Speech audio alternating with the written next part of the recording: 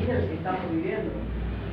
Es el tema del mensaje que tiene que ser dado en el final del tiempo. Y vamos a abrir Apocalipsis, vamos a meditar un poco en el libro de Apocalipsis, que es el último libro de la Biblia. Un libro poco comprendido en la historia, porque está lleno de símbolos y lleno de cosas que no son de fácil comprensión. Y vamos a meditar en el capítulo 14, perdón, no repito el capítulo 14, versículo 6. Y me gustaría que alguien me diga el subtítulo que está en ese pasaje. Hay un subtítulo arriba del versículo 6. Dice el mensaje de los tres ángeles, ¿no? Y ese va a ser el título del tema de esta mañana.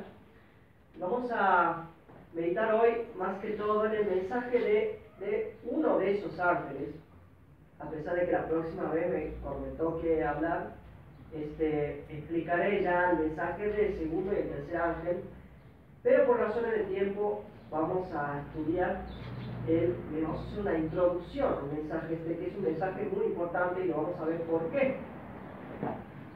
Vamos a empezar leyendo, para que nos ubiquemos en el contexto. El versículo 6 dice: y vi volar por el medio del cielo a otro ángel que tenía el evangelio eterno para predicarlo a los moradores de la tierra, a toda nación, tribu, lengua y pueblo, diciendo a gran voz: temed a Dios y dadle gloria, porque la hora de su juicio ha llegado, y adorad a aquel que hizo el cielo y la tierra, el mar y la fuente de las aguas. Otro ángel le siguió, versículo 8, diciendo: ha caído Babilonia, la gran ciudad, porque ha hecho beber a todas las naciones del vino del furor de su fornicación. Y el tercer ángel lo siguió diciendo a gran voz: si alguno adora a la bestia y a su imagen, y recibe la marca en su frente o en su mano, él también beberá del vino de la ira de Dios, que ha sido vaciado puro en el cáliz de su ira, y será atormentado con fuego y azufre delante de los santos ángeles y del Cordero. Y el humo de su tormento sube por los siglos de los siglos, y no tienen reposo de día ni de noche los que adoran a la bestia y a su imagen, ni nadie que reciba la marca de su nombre. Qué duro este mensaje, ¿no? Muy fuerte, hermano. Y continúa relatando Juan, porque ustedes saben que Apocalipsis se lee de corrido. Los libros en la Biblia se leen de corrido, a pesar de que en un tiempo, en la época, se le pusieron números, capítulos, se los separaron capítulos, pero en realidad se los lee de corrido originalmente. Versículo 12.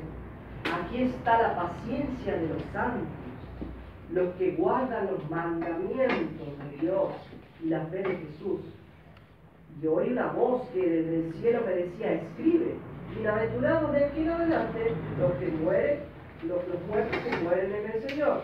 Sí, dice el Espíritu, descansarán de sus trabajos, porque sus obras con ellos les siguen.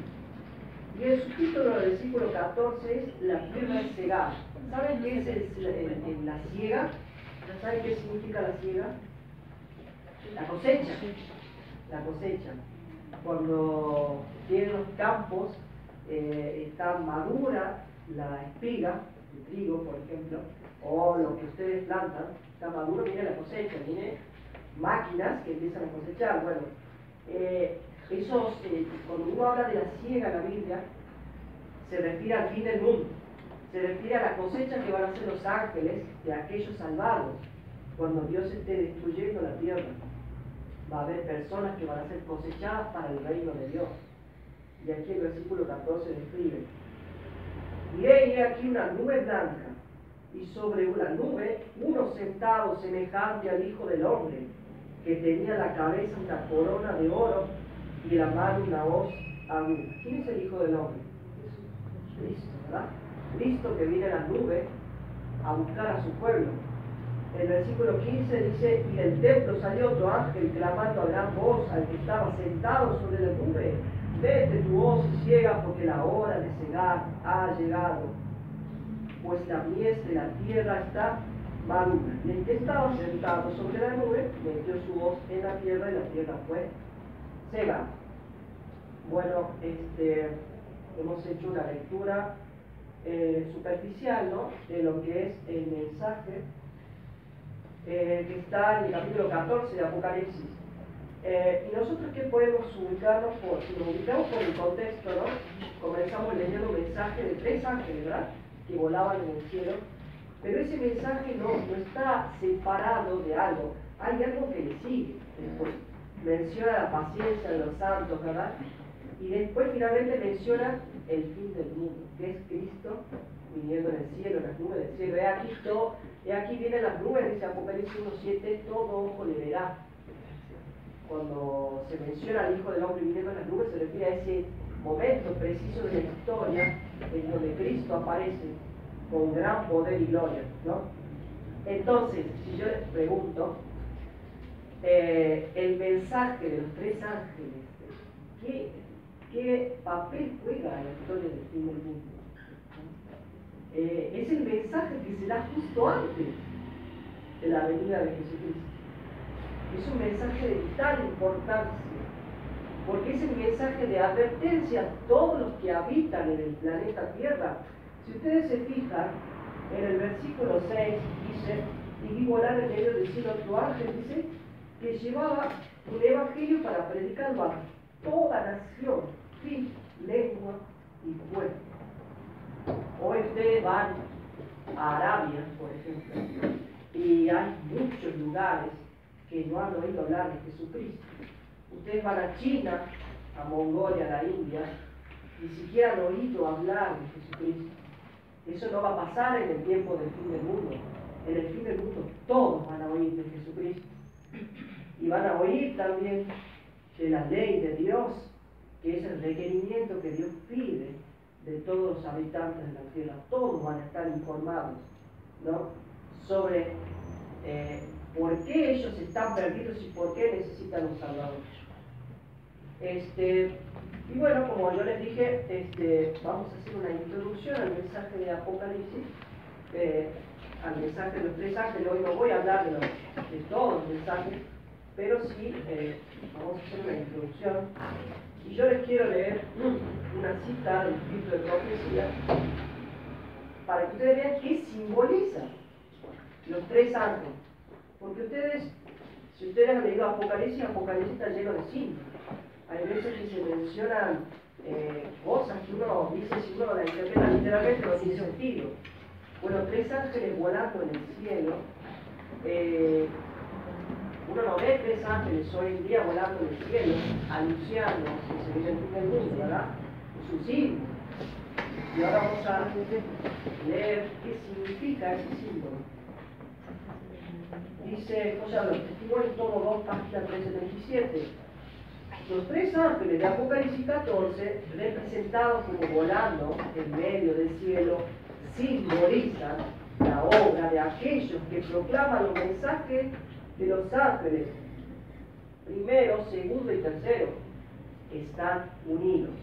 Las evidencias de la verdad permanente y siempre viva de estos grandes mensajes que tanto significan para la Iglesia, que han despertado tan intensa oposición de parte del mundo religioso, no están extintos.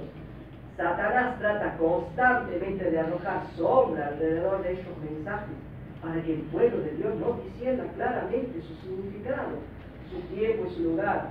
Pero estos mensajes viven y han de ejercer su poder sobre nuestra experiencia religiosa mientras dure el tiempo. ¿Ven ustedes la importancia de que el pueblo de Dios entienda qué significa, ¿no? Y sobre todo de que la Iglesia entienda qué significa y lo viva? Porque de nada sirve comprender mucho y entender mucho y saber mucha profecía y no vivir como si ese mensaje fuese real, ¿no? Y vamos a comenzar estudiando el mensaje del primer ángel. Y yo voy a interpretarlo, digamos, voy a ofrecer una una explicación para algunos términos. Ustedes saben que la palabra de Dios, la fuente de sabiduría que aporta es inagotable. Si ustedes lo pueden seguir estudiando en sus casas y van a seguir sacando cosas muy importantes, ¿no? Vamos a leer el versículo 6 de vuelta. Dice: vi volar en medio del cielo otro ángel. En medio del cielo. ¿Por qué en medio del cielo? Ustedes saben que cuando Cristo viene en medio del cielo, ¿verdad? Todos lo ven. Eso significa el cielo. Cuando algo aparece en el cielo, todos lo ven. No hay nadie que le sea oculto, digamos, un mensaje. Una luz, por ejemplo, que se ve en el cielo, o la luna, cuando hay un eclipse, por ejemplo, en el mismo lugar, todos lo ven, todos son testigos. No hay gente que no haya escuchado. El mensaje que da el primer ángel lo escuchan todos. Todos los habitantes del planeta lo van a escuchar tarde o temprano. Dice: tenía este ángel un evangelio eterno. Bueno, este ángel tenía el evangelio, ¿verdad? Tenía el evangelio. Y el evangelio, nosotros hemos oído hablar mucho de la palabra evangelio, y nos cansa un poco la palabra evangelio, pero este ángel que tenía el evangelio, pero no tenía el evangelio, tenía el evangelio eterno, tenía el evangelio verdadero. Eso es lo que quiere decir la palabra aquí. Lo que pasa es que el ángel da un mensaje a los habitantes del fin del mundo, y los habitantes del fin del mundo creen que conocen el evangelio. Pero en realidad, la mayoría de los habitantes del mundo que han oído hablar del Evangelio, conocen un Evangelio como un poco inclinado, un poco que ha relegado muchas cosas de la palabra de Dios. O sea, es un Evangelio que está hecho, que toma algunos ingredientes del Evangelio original, pero otros los deja relegados. Quedan marginados esos ingredientes y no se habla de eso. Y vamos a ver un ingrediente de ese evangelio, que es el evangelio eterno. Un evangelio que existe desde la misma eternidad con Dios, ¿no? Y si es un evangelio eterno es porque tiene atributos de Dios que son eternos. Vamos a ver algunas características de este evangelio en Romanos. Vamos a ver Romanos capítulo 1. Ustedes saben que Romanos es la explicación más grande que hay en el Nuevo Testamento del Evangelio. Ustedes tienen los 4 primeros evangelios que hablan de Jesucristo, pero después tiene Pablo, teólogo, y explica el Evangelio en Romanos. Y Pablo dice en el versículo 17 del capítulo 1, porque en el Evangelio,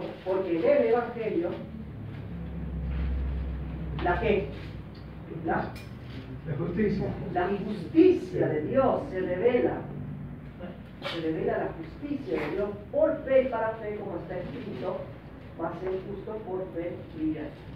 Entonces, un evangelio que no muestra la justicia de Dios es un evangelio diluido, un evangelio sesgado, un evangelio muerto, porque el evangelio debe revelar la justicia de Dios. ¿Qué es la justicia de Dios? Hoy vamos a profundizar un poco de lo que es la justicia de Dios. Vamos a buscar en Salmos capítulo 119. El capítulo 119 es el capítulo que está a la mitad del libro de los Salmos, que a su vez está a la mitad del libro. El versículo 117.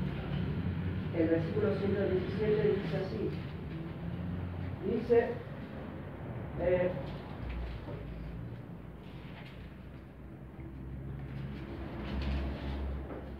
perdón, 172. Dice: hablará mi lengua tus dichos, porque tus mandamientos son ¿qué? Justicia. Si usted tiene que definir a Dios, una de las definiciones de Dios es amor, ¿verdad? Dios es amor. La Biblia define a veces cosas con la palabra es o son, ¿no? Dios es amor. pecado es la infracción de la ley. Tus mandamientos son justicia. La justicia de Dios se define en sus mandamientos. ¿Por qué? Porque en ese conjunto de 10 mandamientos o leyes que Dios deja, manifiestan su carácter, su forma de ser. Y ahora vamos a ver cómo es Dios. Vamos al Salmo, capítulo 48, ahí en el mismo libro, versículo 10.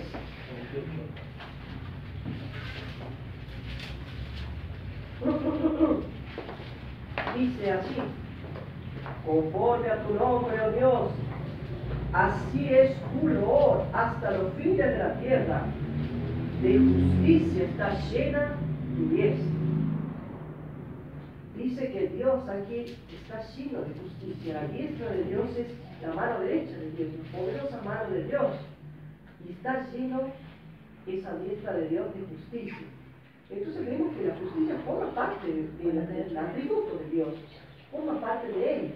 Él no puede ser otra cosa que no ser justo, ¿no? Y no puede haber una definición diferente de justicia que la que está en los mandamientos, como lo vimos recientemente en el versículo. Entonces los mandamientos describen nada más y nada menos el carácter de Dios, es decir, aquello de lo que Él está hecho, cómo es Él, cómo se comporta. Usted, cuando Dios le dice no adulterarás, usted sabe cómo piensa Dios, ¿verdad? Sabe que es su carácter, que eso, el adulterio va en contra de su carácter, de su esencia, de su forma de ser. Cuando Dios le pide a usted que lo adore solamente a Él, no tendrás dioses ajenos delante de mí, está diciéndole: yo soy Dios, yo soy el creador del universo y después de mí no hay otro Dios, ni siquiera vos mismo sos dueño de vos mismo, vos sos mi criatura y me tenés que adorar a mí, ¿no? Entonces Dios define cómo es Él a través de su mandamiento. Vamos a seguir leyendo Salmos capítulo 45, versículo 6. Versículo 6 del capítulo 45 dice: tu trono, oh Dios, es ¿qué? Eterno. ¿Se acuerdan del Evangelio eterno? Bueno, tu trono es eterno y para siempre. Cetro de justicia es el cetro de tu reino. ¿Saben qué es un cetro, verdad? Un bastón. Aquí se llama un bastón. Bastón por lo general enjollado, que tenía joyas, que era símbolo de un cargo, ¿no? Generalmente cargos soberanos, como el del rey. Ustedes ven que la reina de Inglaterra tiene su bastón, los reyes tienen sus bastones. Si el cetro del reino de Dios es símbolo de su cargo, y el cargo que tiene Dios es eterno, porque aquí dice que el reino de Dios es eterno, la justicia que simboliza ese cetro es eterna también, ¿no? Por la eternidad, Dios ya era justo y ya tenía ese carácter justo. Y tiene que ver, acá encontramos una conexión directa con el Evangelio que lleva al primer ángel. Recuerden que es el Evangelio eterno y vimos que en Romanos el Evangelio revela la justicia de Dios, la cual está mostrada en sus mandamientos, la cual tiene que ver con él, con su carácter, la cual también es el centro del reino de Dios, que a su vez es eterno. Vemos un argumento circular aquí. Entonces el mensaje del primer ángel está muy relacionado con la justicia de Dios, que se ha dejado de lado en el Evangelio, que se predica mucho en el tiempo del fin. Por eso Dios envía a los tres ángeles para acomodar un poco las cosas. Él ama a sus hijos, ama a todos aquellos que profesan su nombre. Pero Él, así como ama a sus hijos como un padre, también les muestra que están equivocados y trata de corregirlos, así anuncia la perfección del Evangelio. Y bueno, finalmente, para cerrar este asunto de la justicia, vamos a ver en Salmos capítulo 11, versículo 7. Perdón, capítulo 11, versículo 7, que dice así: porque Jehová es justo y ama la justicia. El hombre recto mirará su rostro. la función del Evangelio de Dios no es de condenar al hombre. Cuando uno conoce la ley, por ejemplo, los mandamientos, y sabe que ha transgredido la ley en algún momento, todos hemos pecado, todos nos hemos desviado de la verdad, y hemos quebrantado los santos mandamientos de Dios, y hemos pecado. Y eso, al ser pecadores, estamos bajo condenación. Así que, al conocer la ley nos condena a nosotros, nos pone en un estado de separación de Dios. Pero Dios envía su evangelio para salvar al hombre, para librarlo del castigo del pecado, pero también para librarlo del poder del pecado, del poder de la desobediencia, para que el hombre se vuelva recto, como Dios es recto, y pueda vivir delante de Dios por la eternidad. Un evangelio que no hace al hombre recto no es un evangelio verdadero. Eso es lo que ustedes tienen que tenerlo en cuenta. Y ahora vamos a tocar algunas definiciones del Evangelio. Ustedes saben que el Evangelio se compone de muchos elementos, ¿no? La cruz es uno de los elementos, el elemento central del Evangelio. Ahí está Cristo salvándonos a todos nosotros. Pero además hay ciertas definiciones del Evangelio que nosotros tenemos que comprender. Por ejemplo, el pecado. Si usted no conoce bien qué es el pecado, no sabe bien por qué Cristo vino a morir por usted, ¿verdad? Entonces vamos a ver la definición de lo que es pecado. Primera de Juan, capítulo 3. Primera de Juan, carta de Juan están antes de Apocalipsis. Primera de Juan, capítulo 3, versículo 4, dice así: todo aquel que comete pecado infringe también la ley. Pues el pecado es la infracción de la ley. Entonces el pecado cobra sentido con la ley. Sin ley, dice Romanos, no hay transgresión. Donde no hay ley, no hay transgresión. Entonces la ley define qué es pecado. Ustedes habrán oído de que el pecado es el principal problema del universo, ¿verdad? El principal problema que tenemos nosotros es el pecado. ¿Cómo sabe usted qué es el pecado? Por la ley. Usted ve la ley, los mandamientos y sabe en qué momento usted ha sido desobediente, ¿no? Algunos, quizás, de nosotros habremos desobedecido a nuestros padres. Dice el quinto mandamiento: honra a tu padre y a tu madre, para que se alarguen tus días en la tierra que Jehová tu Dios te da, ¿no? En el momento en que usted no honra a su padre y a su madre, lo deshonra, lo insulta, lo hiere a su madre y a su padre, no le obedece, ¿no? Hay muchas formas de deshonrar a los padres. Usted quebranta la ley y comete pecado. Pecado es la infracción de la ley. Este nuevo evangelio, un evangelio diluido que se enseña hoy en día, enseña que pecado no es infracción de la ley. Pecado es más que infracción de la ley. Es como que la ley no alcanza a cubrir lo que significa pecado. La ley es insuficiente para explicar lo que es el pecado. Esto dice el nuevo evangelio. No, eso de la ley, no, nosotros somos pecadores porque nacemos con pecado. Nosotros somos concebidos con pecado. Pues en un versículo de Salmos, que ahora no lo vamos a explicar.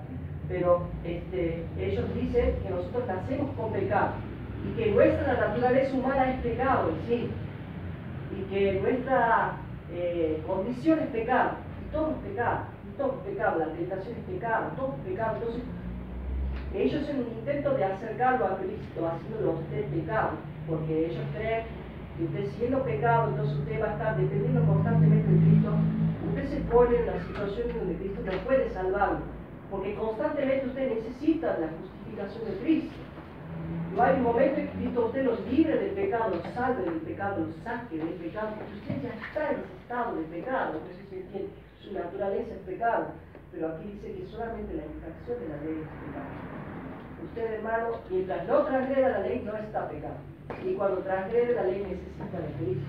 En su lugar necesita arrodillarse ante Cristo y decirle: Señor, suplantarme, Señor, vos obedeciste los mandamientos rectamente y yo no lo obedecí. Donde yo caí, tú fuiste fiel, ¿no? Entonces Cristo se convierte en nuestro suplantador. Otro concepto de este evangelio es la cruz, el evangelio eterno, el cual nosotros venimos defendiendo aquí. Ustedes saben que, vamos a ver Romanos capítulo 6.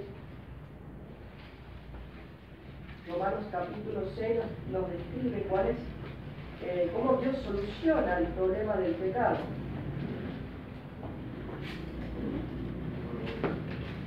Romanos capítulo 6, 23 dice: porque la paga del pecado es muerte. Dios no puede vivir en su universo real, en su universo con rebeldes, seres rebeldes que desobedecen. La desobediencia implica la pena capital en el reino de Dios. El pecado es una distorsión de su universo perfecto, y Dios es un Dios perfecto, puro, santo, no puede tolerar esa distorsión temporal en su universo. Entonces él tiene que eliminar al responsable y a la distorsión, a los dos, ¿no? Aquí es donde se ve la cruz de Cristo. ¿Por qué se ve la cruz de Cristo? Porque Cristo se ofrece en nuestro lugar. Nosotros, en el momento que cometimos nuestro primer pecado, como éramos niños, cuando pasamos a ser conscientes de lo que es la ley de Dios, en ese momento Cristo pasa a ser nuestro garante, nuestro sustituyente en el castigo, ¿no? Porque Cristo en la cruz experimenta el castigo que el pecador se merece, que tú te mereces, que vos te mereces, que vos te mereces, que Eduardo se merece, que yo me merezco. El castigo de la ira de Dios en la cruz. Ahí la cruz a Cristo padeciendo y sufriendo, diciendo: Padre, ¿por qué me has abandonado? ¿Sabes por qué Cristo decía: Padre, ¿por qué me has abandonado? No decía porque estaba sufriendo meramente un dolor físico. Él estaba sufriendo un dolor espiritual muy terrible que ninguno de nosotros vamos a comprender. El que fue Dios eternamente unido a su Padre pasó a estar distanciado de su Padre por la carga de los pecados que iban sobre él. Ahí iba mi transgresión, a la ley iba ahí. Las veces que usted adulteró, las veces que usted cometió fornicación, que usted maldijo a su padre, se peleó con su madre, las veces que usted honró dioses que no debía honrar, por ejemplo el yo, ¿no? Las veces que usted lo dejó de lado al Señor por hacer su propia voluntad. Pecados y pecados que cada uno tiene en su vida, que tiene que borrar por la gracia de Cristo. Cristo los cargó en la cruz y ahí estaba sufriendo por el pecado de usted y estaba experimentando la muerte lenta, horrible, muy fea, hermano. Y él en ese momento él murió para que su castigo, nuestro castigo fuese sobre él, y su justicia y su, dice un hermano, Cristo fue tratado como nosotros merecíamos para que nosotros seamos tratados como Él merece. A partir de la muerte de Cristo hay salvación para nosotros, y nosotros para Dios somos vistos como Dios veía a Cristo. ¿Cómo veía a Cristo? Dios lo veía como su Hijo. Aquí está mi Hijo amado en quien tengo complacencia. Así los ve a ustedes Dios cuando Cristo se ofrece en la cruz. ¿No? Cada vez que ustedes dicen: en el nombre de Jesucristo te pido algo, Dios lo ve a Cristo en ustedes. De la justicia de Cristo en su lugar. ¿No? Por eso es importante hacer uso de esa bendición que es la cruz de Cristo. Así que el pecado es muerte, hermanos. Y bueno, ahí se ve. Pero dice, continúa el versículo 23 diciendo: mas la dádiva de Dios es vida en Cristo Jesús, Señor nuestro. ¿No? Así que bueno, ahí tenemos las dos definiciones clave del Evangelio verdadero, que es el tema del pecado. Pecado es la infracción de la ley, ¿verdad? Y le quiero leer una cita de Elena de White, que me olvidé de leerlo. Dice: la única definición de pecado es la que da la palabra de Dios.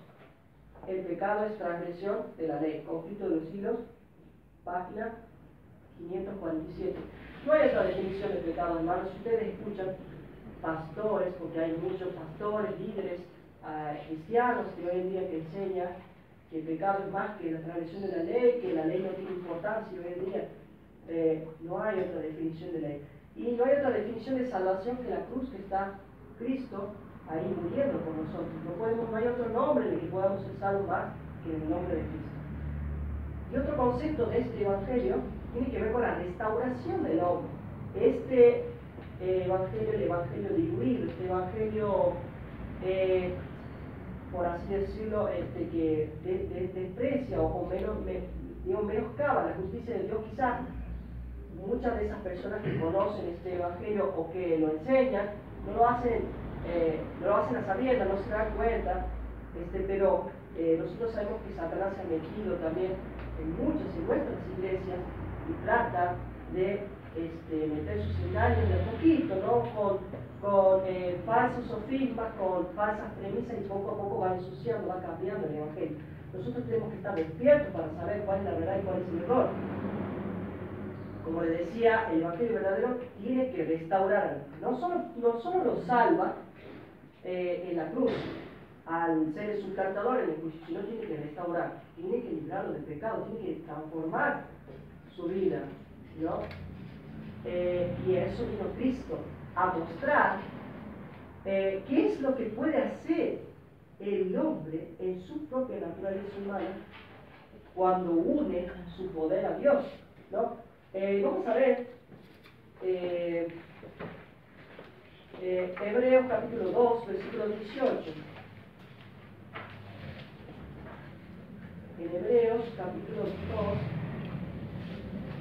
nos dice: ustedes saben que nuestro Señor Jesucristo era Dios, ¿verdad? Dice, aquel verbo fue hecho carne, y el verbo, dice al comienzo, el verbo estaba con Dios y el verbo era Dios, y aquel verbo fue hecho carne, y habitó entre nosotros. Él era Dios, es indiscutible. Muchos hoy discuten no la divinidad de Cristo, sino la naturaleza humana que tomó Cristo. Cristo se hizo hombre, y al hacerse hombre tomó nuestra naturaleza humana. ¿Cómo es nuestra naturaleza humana? Caída, débil, degenerada, debilitada por miles de años de pecado, ¿verdad? ¿Han oído hablar de que ustedes son débiles alguna vez? De que tienen defectos, de que les cuesta, que tienen muchas flaquezas que son naturales, no espirituales. Las flaquezas espirituales se deben al pecado, pero las flaquezas naturales con las que todos nacemos son muchas veces aquellas que Satanás toma para tentarnos, y es por en medio de esas flaquezas, esa naturaleza pecaminosa, esa naturaleza débil que nosotros heredamos de nuestros padres. No el pecado, nosotros no heredamos el pecado, nosotros heredamos la debilidad. Satanás viene, nos toma, y como somos débiles nos arrastra el pecado y pecamos. Pero aquí Cristo viene a demostrar que la naturaleza humana del hombre combinada con la naturaleza divina es la receta para vencer a Satanás. Y dice el versículo 18: pues en cuanto él mismo padeció siendo tentado, es poderoso para socorrer a los que son tentados. Cristo vino en tu naturaleza para poder ser tentado por Satanás de la misma forma en la que vos sos tentado, para que pueda conocer cómo socorrerte y para que pueda demostrarle al universo que no hay ninguna excusa para no obedecer la ley de Dios. Si Cristo tomaba la naturaleza de los ángeles y venía aquí y obedecía la ley de Dios de forma perfecta, porque Cristo no dice que Cristo no fue hallado pecado, ¿verdad? Él no hizo pecado y se halló engaño en su boca. ¿Qué significa que no hizo pecado? No hizo transgresión, no transgredió la ley, es decir, ergo significa que obedeció la ley a la perfección, ¿verdad? Cristo obedeció la ley a la perfección en tu naturaleza. Ahí está la paradoja. Nosotros culpamos a nuestra naturaleza: no, yo soy débil. Pero en Cristo no hay excusa, porque Cristo tomó tu naturaleza débil y obedeció la ley que vos quebrantaste. ¿Cómo la obedeció Cristo la ley? Él tenía el poder de Dios dentro de él, tenía el Espíritu Santo, que es la receta para vencer el pecado, para vencer la desobediencia. Hermano, vos tienes problemas con el adulterio, tienes problemas con el cigarrillo, tienes problemas con el mal carácter, tienes problemas con pecado. Cristo fue tu mejor ejemplo en ese sentido, porque Cristo demostró cómo vos puedes obedecer a los mandamientos de Dios, cómo vos puedes vencer esos malos hábitos, esos pecados que tienes. ¿Cómo lo haces? Pidiéndole el poder. Así como Cristo pasaba noches enteras, la batalla de Cristo era todo el día, todo el tiempo, toda la hora, cuando todas las huestes satánicas luchaban contra él para hacerlo pecar. Tú nunca vas a tener una lucha de esa magnitud. ¿Cómo vencía Cristo? Pasaba noches enteras orando, pidiéndole, Señor, dame poder para vencer. Y Dios le daba el poder. Era una dependencia con Dios constante. Cristo demostró cómo vos puedes vencer todo pecado, hermanos, todo pecado, porque dice Mateo 1:21, la explicaré, Él salvará a su pueblo de sus pecados, no en sus pecados. Cristo no vino a salvarte para que vos sigas pecando, Cristo vino a liberarte del poder del pecado. Y hermanos, esto que voy a decir, algunos quizás se dan en la vestidura, pero Cristo ha venido a salvar a la humanidad del pecado y a solucionar el problema del pecado en su iglesia, para que su iglesia viva sin pecado. Y esa es la situación de los que van a tener que vivir en el tiempo final cuando Cristo salga del santuario. Van a tener que vivir una vida sin pecado porque no hay intercesor. Por eso Cristo te muestra cómo puedes alcanzar eso que es el estado de Él, el estado sin pecado. Cristo vino a solucionar el problema del pecado, no vino a pegar un parchecito al asunto, a ponerte una curita y bueno, y con eso zafaste, que yo venga y cuando venga en el cielo te voy a transformar. No, Él vino a hacerte un hombre apto para que vos vivas en su reino.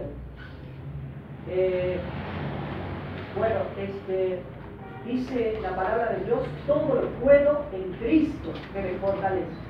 Ese todo lo puedo viene de poder. Hay un poder en Cristo, del cual vos puedes hacer uso. Vos todos los días tenés que arrodillarte a la mañana, a la noche, te dice, Señor, dame poder para librarte de la tentación, para vencer a Satanás en este día, ¿no? Y Cristo te da ese poder y ustedes van a vivir una vida de victoria. Dice Judas, aquel que es poderoso para preservarlos sin caída para mantenerlos sin caída y preservarlos sin mancha delante de su gloria. Hay un poder que el hombre puede hacer uso para vivir una vida sin pecado. Vamos a avanzar. Así que estas son las definiciones del evangelio verdadero. Pero el evangelio falso, el evangelio menospreciado, que menosprecia la justicia de Dios, dice, no te preocupes, vos sos pecador, ya por naturaleza tienes pecado. Pero si yo digo, no, pero si Cristo vino a mostrarle a Satanás que yo en mi naturaleza puedo obedecer la ley de Dios, no, pero si Cristo vino a la naturaleza de Adán antes de caer, Cristo vino con una naturaleza, no tuvo tu naturaleza pecaminosa, Cristo, no tuvo tu naturaleza caída, vino con otra naturaleza.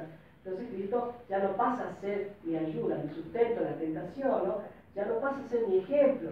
Y entonces Satanás tiene razón en sus acusaciones contra el reino de Dios. El hombre caído no puede obedecer la ley de Dios, pero eso no es verdad, hermano. Nosotros lo hemos visto, Cristo tomó nuestra naturaleza para conocer nuestras tentaciones, para poder socorrer. Vamos a continuar con el mensaje, ya la parte final del mensaje de los tres ángeles, con lo que dice este ángel, ¿no? Es un versículo nada más, el versículo 7 dice, diciendo a gran voz, este ángel dice algo que los habitantes tienen que escuchar. Volvamos a Apocalipsis 14, versículo 7. Dice, temed a Dios. O sea, les dice a los habitantes del mundo, teman a Dios. ¿Qué significa temer a Dios? Vamos a buscar en Deuteronomio.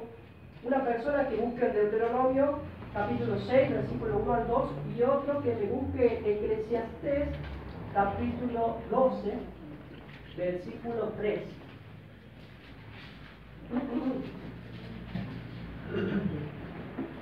El que me tiene Deuteronomio me va a leer y vamos a prestar toda atención. Deuteronomio 6, capítulo 6, versículo 1 al 2.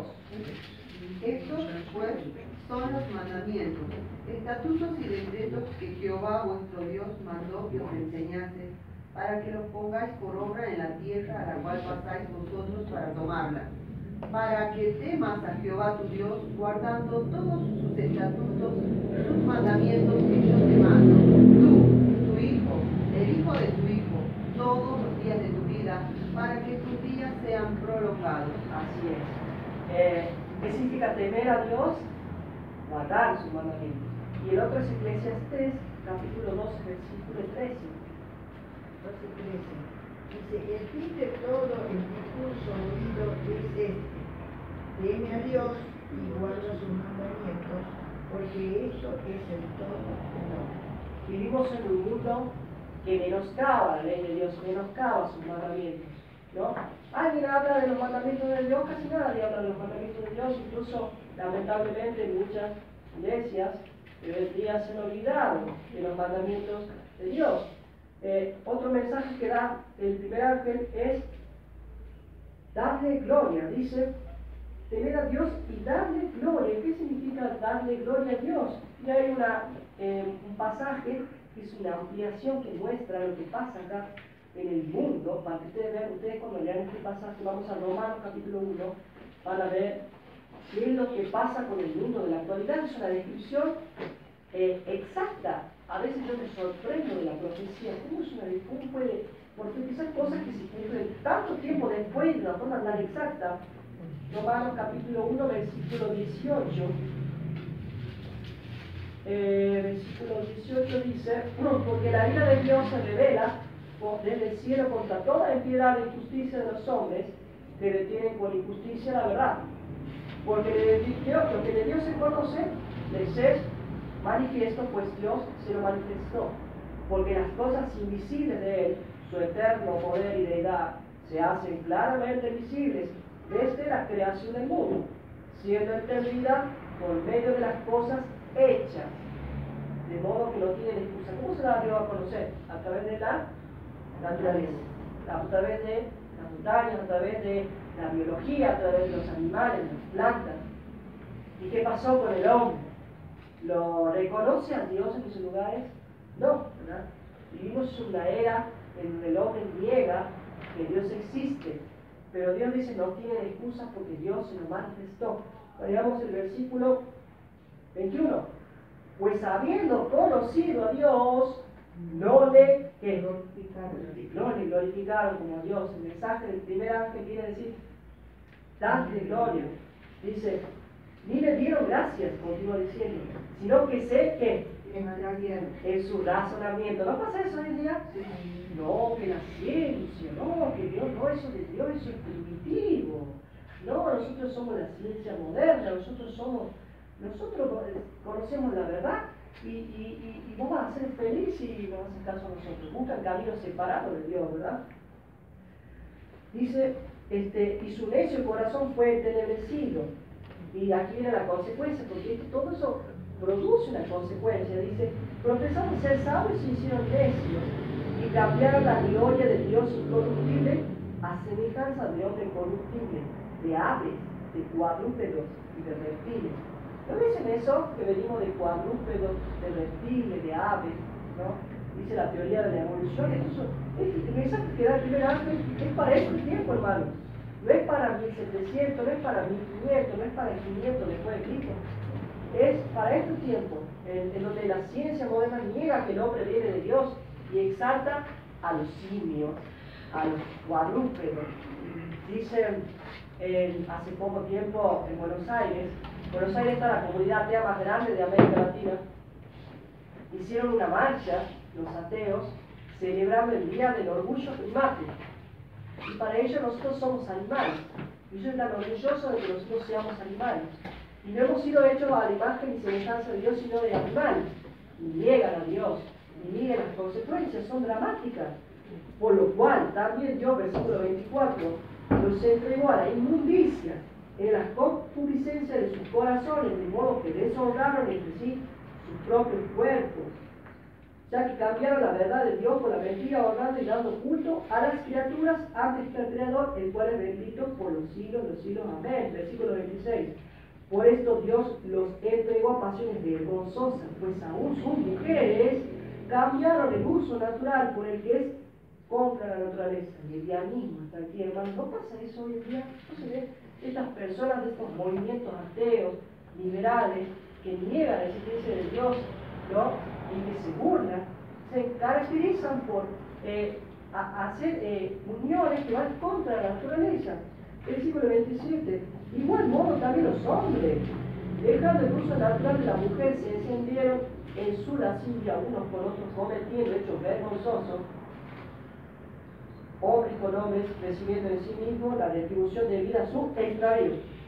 ¿Por qué Dios le da la retribución? No le glorificaron como a Dios. Aquí pasó algo hace 200 años.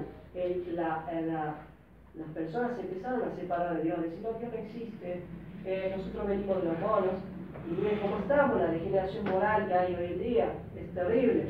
Y han recibido, dice Dios, la retribución debida a su extravío. El siguiente mensaje que da el ángel de Apocalipsis 14 es temer a Dios y darle gloria porque la hora de su juicio ha llegado. Hay un juicio que van a estar viviendo los habitantes del fin del mundo. Eso es todo un tema, hermanos, que en otra ocasión lo podemos explicar, ¿no? Pero aquí los que somos adventistas del séptimo día conocemos que en el año 1844 comenzó el juicio de los muertos. Hay la profecía muy grande, la profecía más extensa que hay en la Biblia, en el libro profético de Daniel, que explica cuándo comenzaría el juicio en el planeta Tierra, en el cielo, perdón, en donde Dios empezaría a abrir los libros de los muertos para registrar y decidir los casos para salvación y para perdición. Y en algún momento, y ya vamos a estudiar el mensaje del tercer ángel, cuando yo lo lea, empezar cuándo comienza el juicio de los vivos, porque estén atentos, porque en cualquier momento puede empezar el juicio de los vivos. Dice, finaliza diciendo el primer ángel, y adorar. ¿A quién? ¿A quién hay que adorar? ¿Qué dice? ¿Aquel que qué? La tierra, el mar y las fuentes de las aguas. Aquí que se lo adore. ¿Cómo Dios ha instituido una forma de adorar a aquel que creó el cielo, la tierra, el mar y las fuentes de las aguas? Y eso lo vamos a ver en Éxodo capítulo 20, versículo 8, y en Éxodo están describidos los 10 mandamientos, es decir, que lo que usted va a leer, lo que nosotros vamos a leer ahora, es uno de los 10 mandamientos. Versículo 8 dice, acuérdate del día de reposo para santificarlo. Versículo 11, porque en 6 días hizo Jehová los cielos, la tierra, el mar y todas las cosas que hay en ellos, y reposó en el día séptimo. Por tanto Jehová bendijo el día de reposo y lo santificó. ¿Cómo se adora al Creador de los cielos y la tierra? Descansando el día de reposo, el día séptimo. ¿Saben que la palabra original en hebreo es Shabbat, que significa sábado?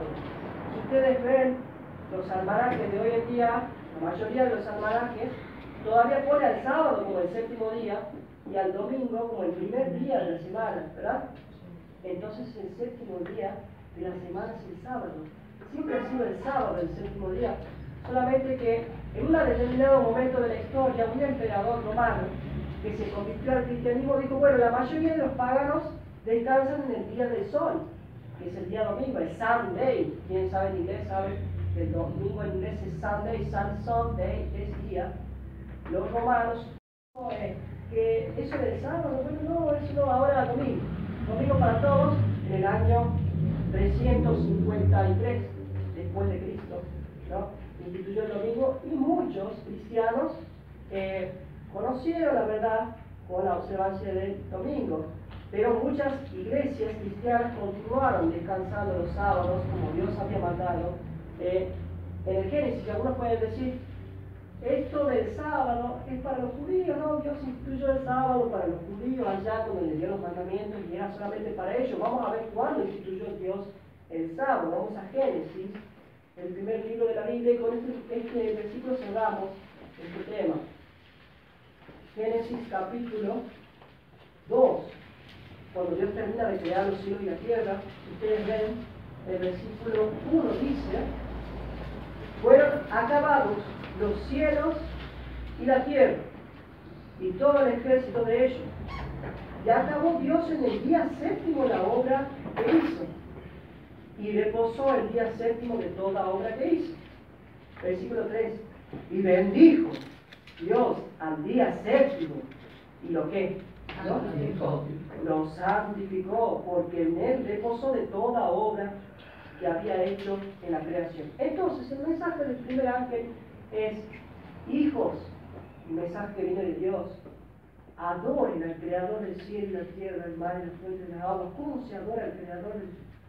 Descansando el día sábado, reposando de las tareas, así como Dios reposó de su creación el sábado, dedicándolo a Él, santificándolo, porque Dios santificó el sábado. Ustedes saben que algo que es santo es apartado, ¿verdad? No es un día común y cualquiera, es un día apartado para Él, para la adoración de Él, el Creador. Como usted guarda el sábado, descansa el sábado como Dios le pide, va a empezar a experimentar la bendición de Dios en su vida. Dice: probadme hoy, dice Jehová, si no os abriré las ventanas de los cielos y derramaré sobre vosotros bendición. Pero yo trabajo el sábado, pero yo tengo ganas de hacer cosas el sábado, no sé, de trabajar, de ganar dinero. Y el Señor dice: yo voy a derramar bendición sobre vos, tenés que confiar en mí. Y muchos de nosotros que hemos empezado a guardar el sábado, el Señor nos ha bendecido de una forma rica, inmensurable, hermano. Así que bueno, este es el mensaje que da el primer ángel. Y mi llamado aquí es a que no solo creamos y aceptemos este mensaje, sino que lo vivamos en nuestra vida, ¿no? Y que se lo llevemos a las otras personas que no lo conocen. Amén. Amén.